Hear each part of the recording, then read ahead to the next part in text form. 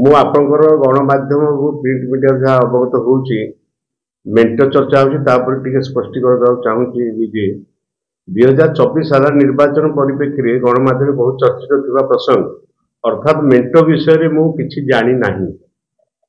ହେଲେ ଏତିକି କିନ୍ତୁ ଦୃଢ଼ତାର ସହ କହିପାରିବି ଚଳିତ ନିର୍ବାଚନରେ ବିଜୁ ଜନତା ଦଳ ତାର ସର୍ବଶ୍ରେଷ୍ଠ ପ୍ରଦର୍ଶନ କରି 125 ସିଟ୍ରୁ ଅଧିକ ଆସନ ଜିତିବାକୁ ଯାଉଅଛି।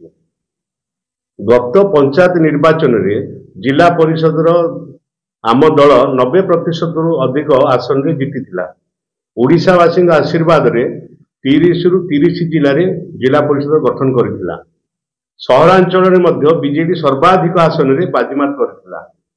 ଗତ 3ଟି ସାଧାରଣ ନିର୍ବାଚନକୁ ମଧ୍ୟ ଯଦି ଆପଣ ଅନୁଶୀଳନ କରିବେ ତେବେ ଦେଖିବେ ସବୁଥିରୁ 75%ରୁ ଅଧିକ ଆସନରେ ବାଜିମାତ କରି ବିଜେଡି ସରକାର ଗଠନ କରିଥିଲା।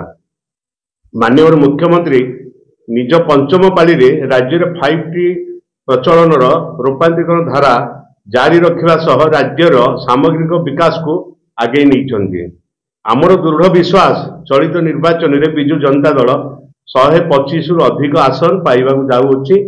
ଏଣୁ ଏଇ ଯୋଉ ମାନ୍ୟବର ମୁଖ୍ୟମନ୍ତ୍ରୀଙ୍କ ଧାରା ବିକାଶର ଧାରା ଅଛି ସେ ବଜାୟ ରହିଛି, ବଜାୟ ରହିବ। ସେଥିପାଇଁ ଆମେ ଆଗାମୀ ନିର୍ବାଚନରେ 125ରୁ 125 ଜିତିବେ, ଏଇଟା ହଉଛି ଆମର ଦୃଢ଼ ବିଶ୍ୱାସ। ଜୟ ଜଗନ୍ନାଥ। ମୁଁ କିଛି ଜାଣିନି ବୋଲି କହିସାରିଛି ଆପଣଙ୍କୁ।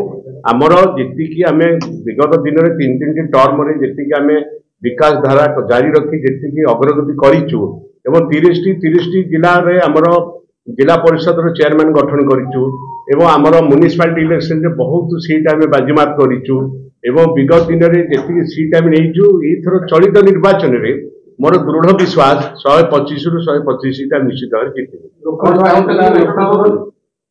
ମୁଁ ଜାଣିନି ମେଣ୍ଟ ସପକ୍ଷ ମେଣ୍ଟ ବିପକ୍ଷ କଥା ମୁଁ ଜାଣିନି, କିନ୍ତୁ ମୋର ଯୋଉ ଦୃଢ଼ ବିଶ୍ୱାସ ଅଛି 125ରୁ 125 ସିଟ୍ ଆମେ ଜିତିବୁ। ଲୋକସଭା ଉପରେ ଆମର 21 ସିଟ୍ ଆମେ ଜିତିବା ପାଇଁ ଆମର ଚେଷ୍ଟା ଅଛି।